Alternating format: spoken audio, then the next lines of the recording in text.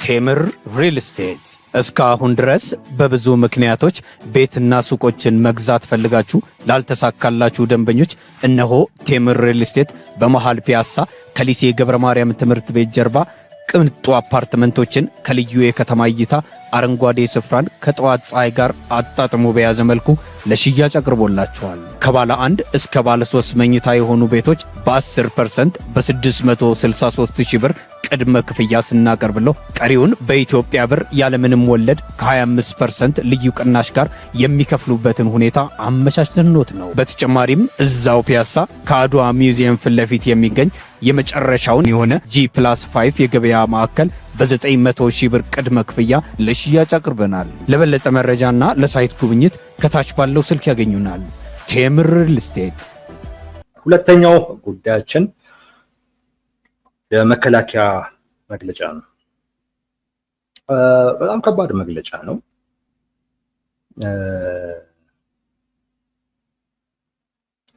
ትንሽ የሚገርምም መግለጫ ነው። እውነት ለመናገር አንዳንድ ፈን የሚያደርጉ ነገሮች አሉት መግለጫው። አይ ቲንክ ተቋሙን የሚመጥን መግለጫ አልመሰለኝም። ከዚህ በተሻለ አይነት መግለጫውን መስጠት ይቻል ነበር። እዛ ውስጥ የተነሱት ነገሮች ልክ አይደሉም ለማለት ፈልጌ ሳይሆን ትንሽ የተቋም መግለጫ አይመስልም ለማለት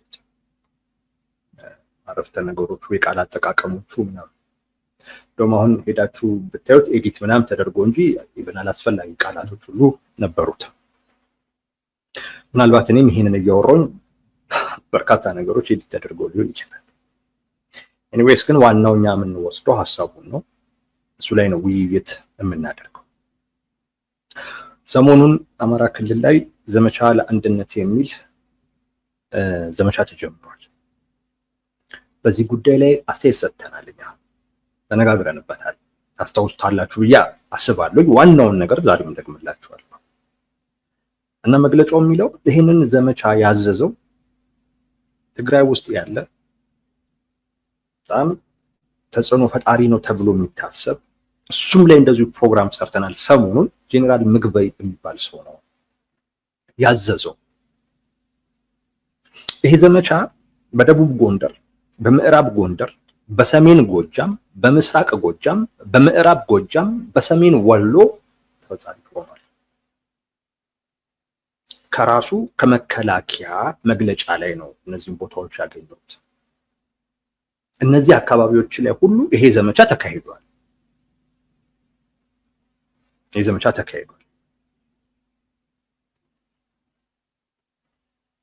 ግን ያው መከላከያ እርምጃ ወስጄበታለሁ ነው እና እነዚህ ቦታዎች ላይ ሁሉ ዘመቻው እንዲፈጸም ያዘዘው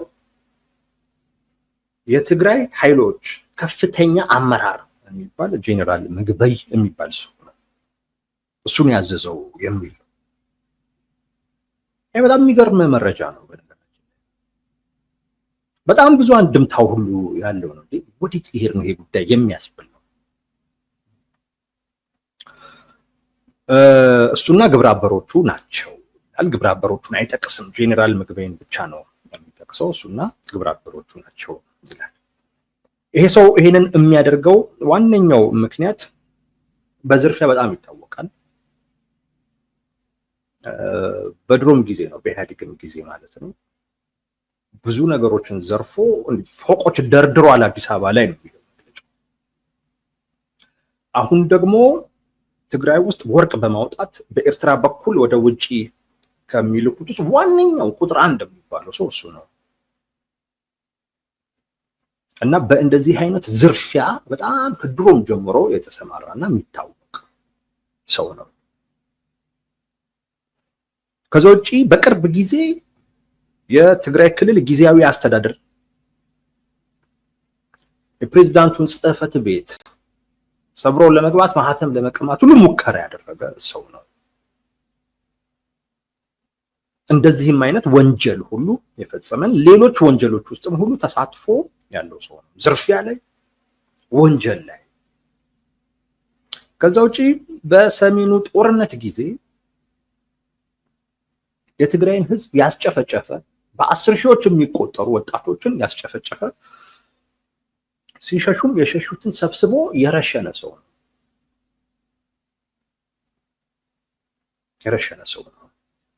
በህግ ይፈለጋል። የትግራይም ህዝብ ራሱ እንዲሁ ይፈልገዋል። ህዝባችን ልጆቻችንን የረሸነ ነው ብሎ ይፈልገዋል። ይሄ ሰው በትግራይ ውስጥ ሰላምም መረጋጋትም በፍጹም እንዲመጣ አይፈልግም። ሰላም መረጋጋት ከመጣ በእነዚህ ጉዳዮች ላይ እጠየቃለሁ የሚል ትልቅ ስጋት አለው። ሰላም መረጋጋት እንዳይመጣ ነው እንግዲህ ይሄንን እያደረገ ያለው። የሚገርመው የራሳቸውን ፋኖ ብለው የሚጠሩ አካላቶች ከሱ ትዕዛዝ ተቀብለው የራሳቸውን ክልል ማውደማቸው ነው። ቢሆንም ግን ቅድም በተጠቀሱት ቦታዎች ላይ የተደረጉ ሙከራዎች በሙሉ እርምጃ ተወስዶባቸዋል ይልና ይሄን ያልተማረከ ይሄን ያልትን ሆነ ይሄን ያልጅ ሰጠ ምናምን የሚል አለ። እሱን ገብታችሁ ይዩት። እንግዲህ ይሄ ነው መግለጫው። የመጀመሪያው እንደዚህ አይነት ሰዎች አሉ ወይ ነው ትግራይ ውስጥ ልንጠየቅ እንችላለን ብለው ስጋት ያደረባቸው ሰዎች አሉ ወይ?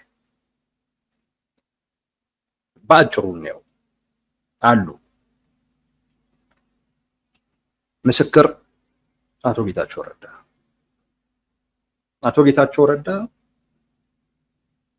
ሪዮትም ላይ ፋናም ላይ ተመሳሳይ በዚህ ጉዳይ ላይ ተናግረዋል።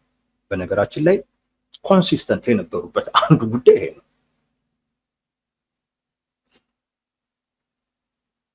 ወንጀለኞች ሆነው እና የሚሰጉ አካላቶች አሉ። በዚህ ምክንያት የሚረብሹ አካላቶች፣ አደጋ የሚፈጥሩ አካላቶች አሉ። ከኤርትራ መንግስት ጋር ግንኙነት የሚያደርጉ አሉ። ከፋኖ ጋር እንገናኝ የሚሉ አሉ። ጠቅላይ ሚኒስቴሩ እነዚህን ሰዎች ከፈለጉ ከሀገር ይውጡ፣ እኔ አልፈልጋቸውም፣ ብቻ ግን አትበጥብጡ በልልኝ ብለውኝ ይህን መልእክት ሁሉ አድርሼ፣ እነዚህ ሰዎች ግን ከዚህ ስጋት ነፃ መሆን አልቻሉም። አሁንም በጥፋት መንገድ ላይ ናቸው። ከኤርትራ መንግስትም ጋር ይገናኛሉ፣ ከፋኖም ጋር እንገናኝ ይላሉ። አቶ ጌታቸው ረዳ አንድ። ሁለተኛ ጄኔራል ጻድቃን ቀጠናዊ ጉዳዩን በሚመለከት ትግራይን ማዕከል አድርገው በዳሰሱበት ጽሁፋቸው ውስጥ አንዱ የሚጠቅሱት ይሄንን የአቶ ጌታቸው ረዳን ንግግር፣ ጥቂት የሰራዊቱ አመራሮች፣ ጥቂት የፖለቲካ አመራሮች የነበራቸውን ስልጣን ለመመለስ እሱ እስካልተመለሰ ጊዜ ድረስ በሰሩት ጥፋት በጦርነቱ ወቅት ከዛም በኋላ በፈጸሙት ወንጀል እንጠየቃለን የሚል ስጋት ኖሯቸው ከኤርትራ መንግስት ጋር ይገናኙ የሚያስቡ አካላቶች እንዳሉ በዛ ጽሁፍ ውስጥ ፍንጭ ሰጥቷል፣ ጠቅሷል። ስምን ያጠሩት። ስለዚህ ከዚህ አንጻር ስታዩት የመከላከያ የሰጠው መግለጫ የሆነ ትርጉም ይሰጣል።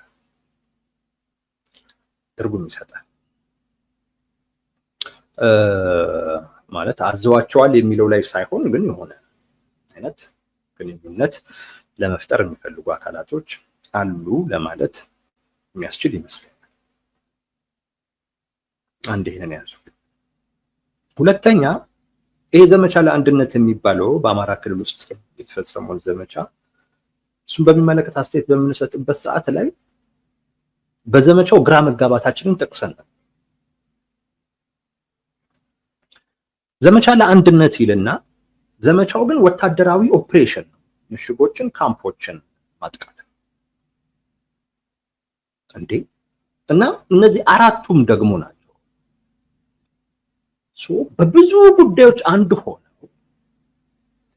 ኢቭን ይሄንንም ዘመቻ ደግሞ የሚያደርጉት አንድነትን ለመፍጠር ጉልበት እንዲሆንን ነው እያሉ በፍላጎት ሁሉ ያላቸው ሆነው ማለት አማራዎች ናቸው። ተመሳሳይ እድሜ ላይ ያሉ የአንድ ትውልድ አባል የሚባሉ ናቸው አመራሮቹ። የአማራ ህዝብን ችግር በሚመለከት ተመሳሳይ አተያይ ያላቸው፣ ችግሩ የሚፈታበትን መንገድ በሚመለከት ተመሳሳይ አተያይ አላቸው። ውጤቱን በሚመለከት ተመሳሳይ አተያይ አላቸው። አንዳንድ ጉዳዮችን በሚመለከት ተመሳሳይ አቋሞች ይወስዳሉ። ይሄ ሁሉ ሆኖ አንድ አለመሆናቸው ያስገርመን ነበር። ምናልባት ፍላጎት አለመኖር ነው ብለን እንገምት። ነገር ግን አሁን ደግሞ ዘመቻ ውስጥ ደግሞ ከገቡ ፍላጎት ደግሞ እንዳለ እየነገሩ ነው። ስለዚህ ለምንድነው ወታደራዊ ኦፕሬሽን የሚያደርጉት? ትክክለኛው የህዝቡ ጥያቄ አንዱ ሁኑ ከሆነ ፍላጎትም ካለ ለምንድነው ወታደራዊ ኦፕሬሽን ከማድረግ ይልቅ አንድ ሆነን የሚል ነገር ይዞ ያልመጡት ብለን የዘመቻው መጠሪያና የዘመቻው ከሄደበት ኦፕሬሽን ትንሽ ግራ ገብቶ ነበር እና ጥርጣሬ እንዳለን ተናግረን ነበር። ግን ከዚህ አንጻር አልነበረም ጥርጣሬያችን። ዘመቻው ራሱ የሆነ ችግር ነበረበት። ዘመቻው ራሱ የሆነ ችግር ነበረበት። እሱን ከግምት ስናስገባ ሶስተኛ ጄኔራል ምግበይን በሚመለከት እንደዚሁ ያነሳነው ነገር ነበር። ጄኔራል ምግበይ በጣም በሚገርም ሁኔታ እንደውም ሁለቱም አንድ ፕሮግራም ላይ ነው ሁለቱንም የሰራነው። ጄኔራል ምግበይ የተናገረው ነገር የ17 ዓመት ትግሉ መነሻ አሁን መዳረሻው ላይ ደርሷል የሚል ንግግር ለሰራዊቱ ነው ያደረገው። ምንድነው እንደውም ያልነው በቃ እነዚህ ሰዎች ሀገር ወደ መሆን እየሄዱ ነው። ሀገር መሆን ደግሞ እየፈለጉ ደግሞ ያሉት አሁን የያዙት ነገር ስታተስም ይሁን ሀብትም ይሁን ተጠብቆ ሊቀጥል የሚችለው ሀገር ከሆኑ ብቻ ነው። ሀገር ከሆኑ ብቻ ነው።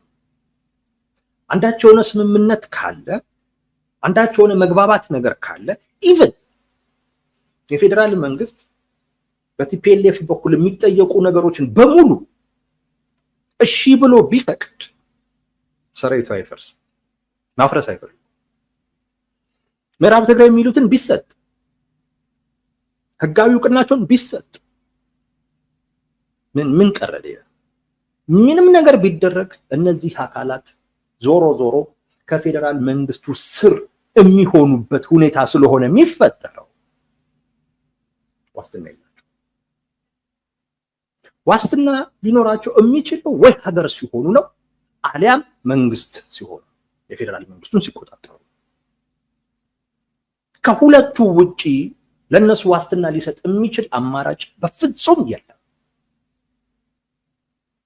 የፖለቲካ እውቅናን በሉ የነዚህ ቢጠይቋቸውን አካባቢዎች ሁሉ ውሰዱ ቢባሉ እንደው የፌዴራል መንግስት ሌሎቹን አስቀይሞ ሁሉ ይሄንን ነገር ሁሉ ቢያደርግ ከዛን በቃ ይሄ ሁሉ ተፈጽሟል ዲዲአር ይፈጸም ቢላቸው የትግራይ ህልውና ዋስትና የለንም፣ ስለዚህ የትግራይ ህልውናን በሚመለከት ዋስትና እስክናገኝ ጊዜ ድረስ ሰራዊት ይቆያል። ምንም ጥርጥር የለውም። በጊዜው እናንሰው ብለን እንግዲህ ድሮም ነው የምናውቀው።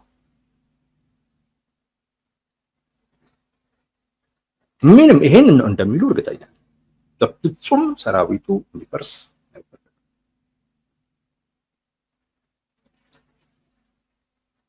ምንም ቢሰጣቸው ነው። እንዲሁም ደግሞ ሊቆይ አይችልም። አሁን እንደውም ከመግባቴ በፊት አንድ ዜና እያየሁ ነበር። የሰራዊቱ የበጀት እጥረት እንደገጠመው ፌዴራል መንግስት በሚበጀተው በጀት ነው የሚተዳደረው። እንደዚሁ ቢቆይ ለትግራይ መንግስት ሸክም ነው የሚሆነው። እንደዚሁም ከቆየ መቆየትም አይችልም፣ መበተንም አይችልም። ከቆየም በሂደት ይፈርሳል። መፍረሱም አይቀር ነው። ይፍረስም ከተባለ ያው ዋስትና ሳይኖራቸው ይፈርሳል። ስለዚህ ምንድነው ማድረግ የሚችለው? ማቆየትም በሂደት መፍረስ ነው፣ መስማማትም ማፍረስ ነው።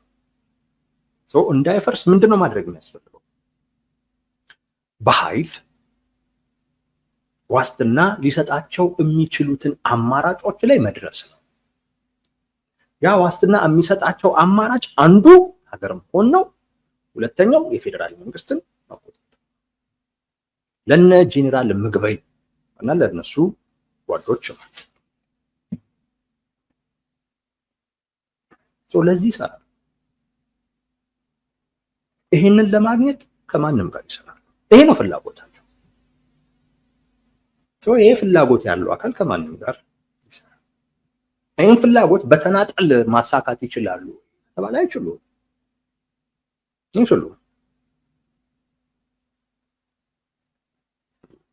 ትልልቅ መሳሪያዎችን ይዘው በነበረበት ጊዜ እንኳን አልቻሉም። ትላንት ጠቅላይ ሚኒስትሩ ለምን እንደሆነ አላውቅም የፕሪቶሪያ ስምምነት ጋር አሸነፍነው ስምምነት ነው የተፈራረምነው ብሎ ድጋሚ ማሸነፋቸውን ማስታወስ ፈልገዋል። ለምንድን ነው ያልኩ አስብ ነበረ።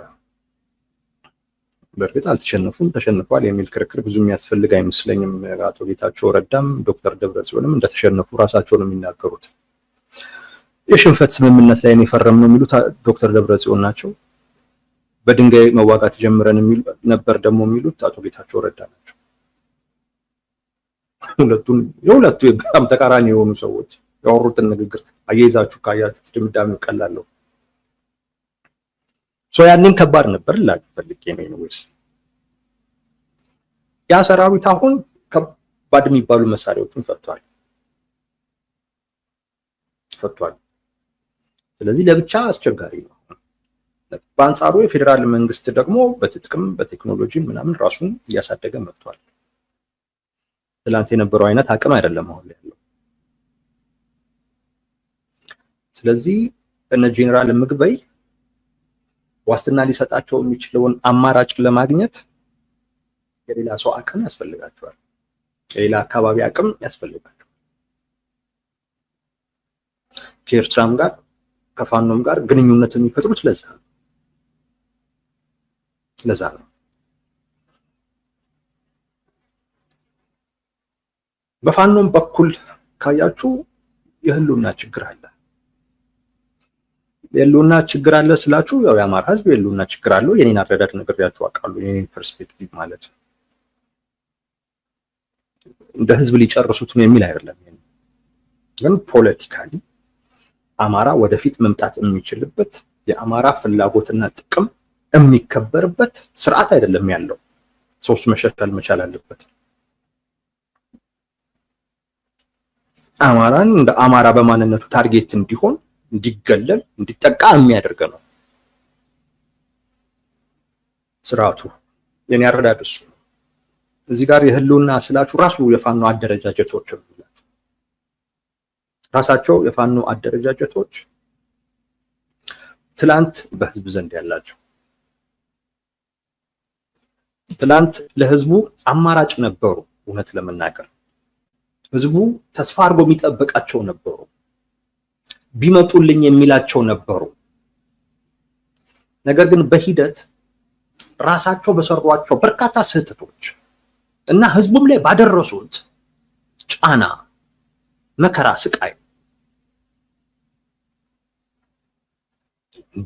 እኛቸው እንዴ እስከ ማለት ደርሷል። ህዝቡ በነገራችን ላይ እዚህ ድረስ ደርሷል። አሁን ለህዝቡ አማራጭ አይደለም። ባለፈውም ነግሬያቸዋለሁ። አሁን ያሉበት የመበጥበጥ ስቴጅ አማራጭ መሆን የሚችሉበት ስቴጅ ላይ አይደለም። ራሱ ህዝቡ ሳይሆን ራሱ የፖለቲካ ማህበረሰቡ ራሱ ተስፋ ቆርጦባቸዋል። ደጋግሞ ስለ አንድነት ይጠይቃል። ነገር ግን አንድ ሊሆኑ አልቻሉም። ቃል ይገባሉ፣ ሊሆኑ አልቻሉም። ይልቅስ እርስ በርስ ተከፋፍለው መሳሪያ አንስተው እርስ በርስ ሲገዳደሉ ጊዜ የፖለቲካ ማህበረሰቡ ራሱ እስከ ማለት ደርሱ። እርግፍ አድርጎ ትቷቸዋል ባይባልም ነገር ግን ትላንት የነበራቸውና በአማራጭነት ደረጃ ይታዩ የነበሩ የፋኖ አደረጃጀቶች አይደሉም አሁን ላይ ያሉት። በዚህ ሂደት እስከቀጠሉ ጊዜ ድረስ በሂደት መክሰማቸው የማይቀር ነው።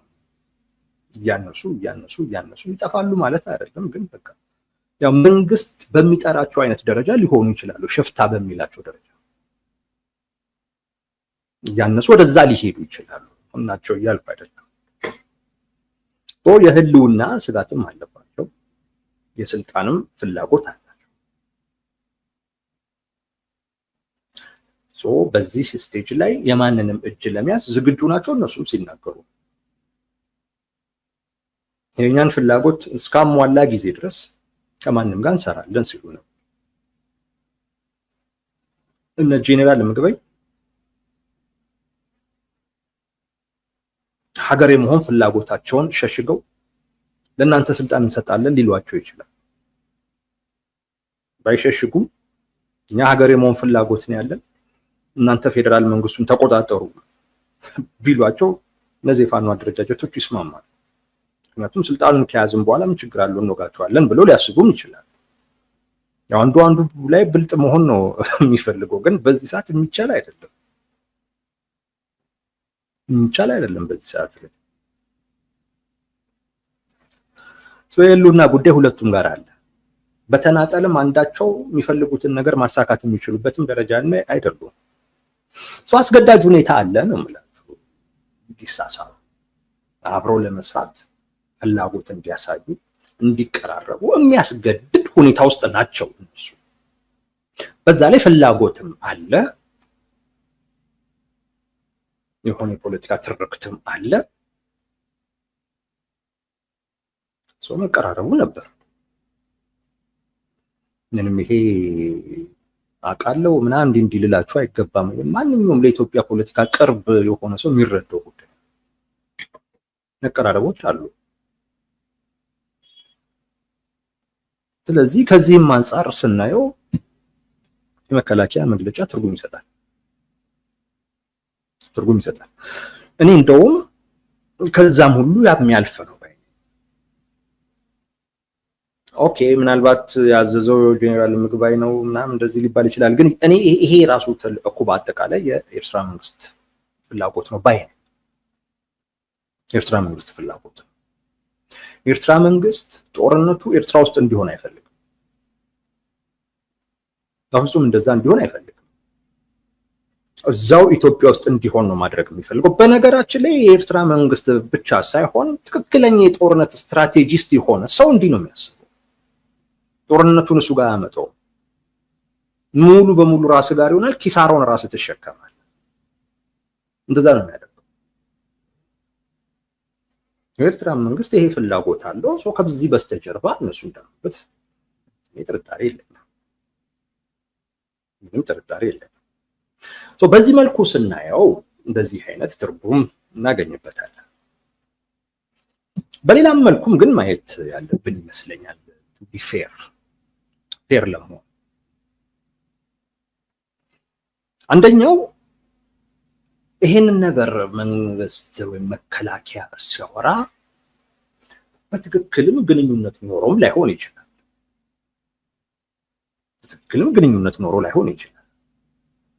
ምናልባት አማራ ክልል ውስጥ ያለው ዘመቻ በጋራም የተደረገ ዘመቻ ከመሆኑ ጋር በተያያዘ በተወሰነ ደረጃ ክብደት ሊኖረው ይችላል።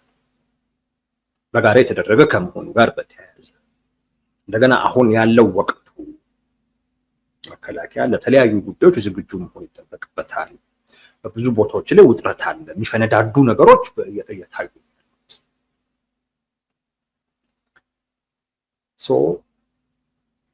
ከጄኔራል ምግበይ ጋር ሲያገናኘው አንደኛው ዓላማ ጄኔራል ምግበይ ፍላጎታቸው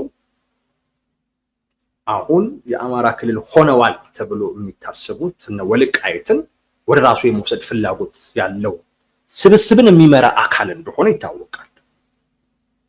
የራሳችሁ ፋኖች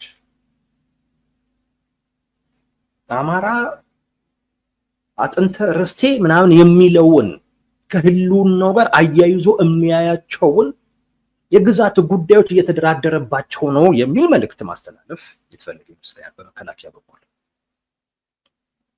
ይሄ ለነዚህ ነገሮች እሞታለሁ የሚለውን የፖለቲካ ማህበረሰብ ተፋዟል፣ ተኝቷል ማለት ይቻላል። እሱን የመቀስቀስ ጉዳይ ይመስለኛል። አሁን ድንብር ብሎ በእርግጠኝነት ፋኖቹ ላይ ሲዘምት ታዩታላችሁ። ሲዘምት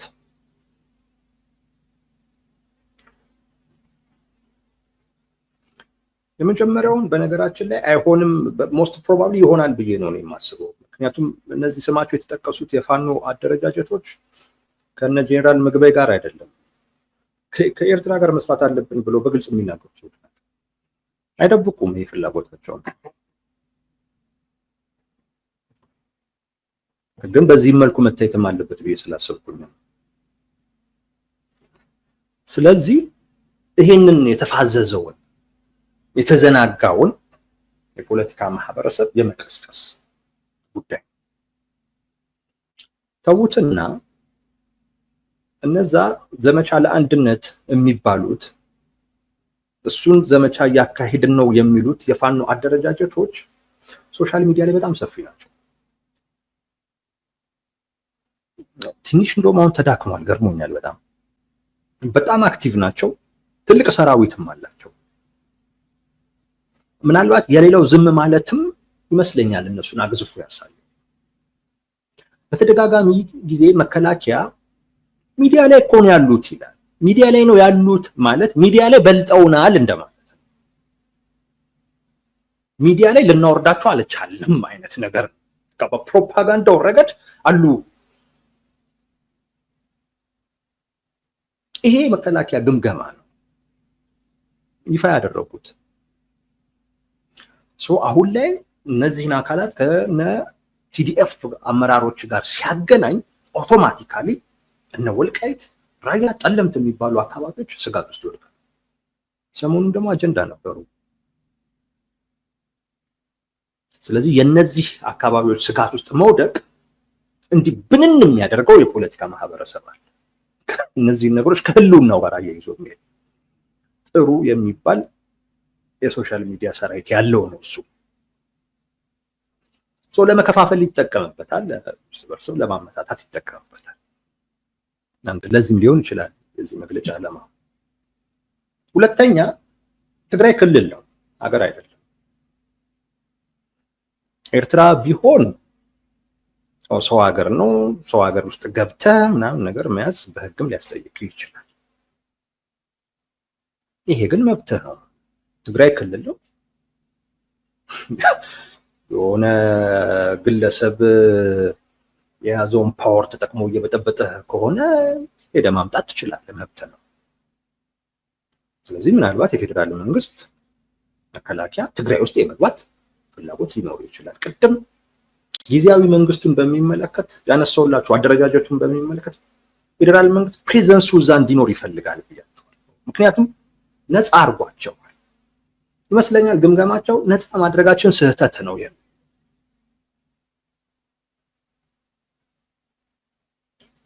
በኃይልም ደረጃ እዛ አካባቢ ላይ ፕሬዘንስ እንዲኖር ይፈልጋል። ይሄንን አካል አሳልፋችሁ ስጡኝ፣ አይ አንሰጥም ካሉ ጦርነት ለመጀመር በቂ ምክንያት ይሆናል። ወንጀለኛ ነው፣ ፈልጓለሁ፣ እንዲህ እያደረገ ነው፣ ሀገር እየበጠበጠ ነው፣ ስለዚህ ስጡ። አልሰጥም ከተባለ ሄጄ ገብቼ በኃይል ማውጣት ህግ ይፈቅድልኛል። ምናልባት ሁኔታውን አይቶ እነዚህ ሰዎች ትግራይ ውስጥ ያሉ ስለ ኢትዮጵያና ስለ ኤርትራ ጦርነት ሳወራ ልብ ካላላችሁ ልድገማተችን ነገር ሁለቱ አካላት ሁለቱ ሀገራት ምናልባት ኮስቲ ነው፣ ፕሬሸርም አለ። ከሌላ አካባቢ ላይ ሀያል የሚባሉ ወይም በአቅም ትልቅ የሚባሉ አካላቶችን ስቦ ሁሉ ሊያስገባ ይችላል። ቀጠናው ላይ ያለው ቀውስ በቂ ነው። አሁን ሌላ ደግሞ መጨመር ከበቂ በላይ ነው የሚሆነው። ስለዚህ ቀጠናው ላይ ብዙ ኢንተረስት ያላቸው ሀያላን ሀገራቶች አቁሙት ሊሉ ይችላል። ነገር ግን እነዚህ ሁለት አካላቶች ስለፈለጉ ግን የሚያቆሙት ጦርነት ግን አይደለም ብያችሁ አካል ወሳኞቹ ብዙ አካላቶች ናቸው። ኢቭን የትግራይ ኃይሎች ወሳኝ ናቸው። የትግራይ ኃይሎች ከፌዴራል መንግስት ጋር ጦርነት እንጀምራለን ብለው ቢያስቡ የፌዴራል መንግስት ከነዚህ አካላት በስተጀርባ ኤርትራ አለ ብሎ አስቀድሞ ፍሬም ስላደረገ ጦርነቱ የመቀስቀስ እድል አለው። የትግራይ ኃይሎችም ደግሞ እንዳልኳችሁ እነ ጄኔራል ምግበይ ጦርነት ውስጥ ከመግባት ውጪ ምርጫ የላቸው። ይህን ገምግመዋል ብዬ ገምታለሁ በመከላከያ ደረጃ በፌዴራል መንግስት ደረጃ። ስለዚህ ቶሎ እነሱ ሳይጀምሩ እና በእነሱ እቅድ ከምንሄድ እኛው ራሳችን ቶሎ ለመጀመር ለምን ምክንያት ይሄንን አናቀርብም ከሚልም ሊሆን ይችላል። ብዙ መላምንቶች መስጠት ይቻላል።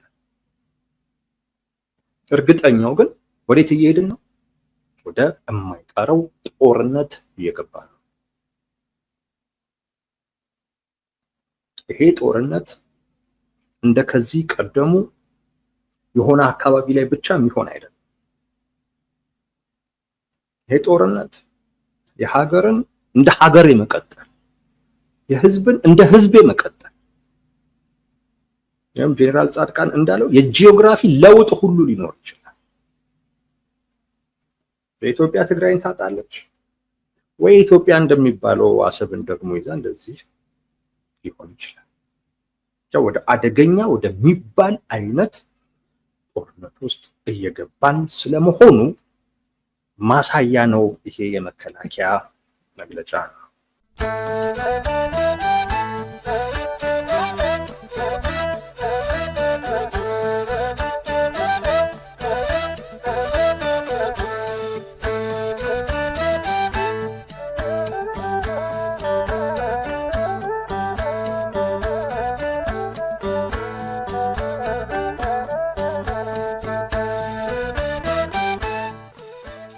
Dios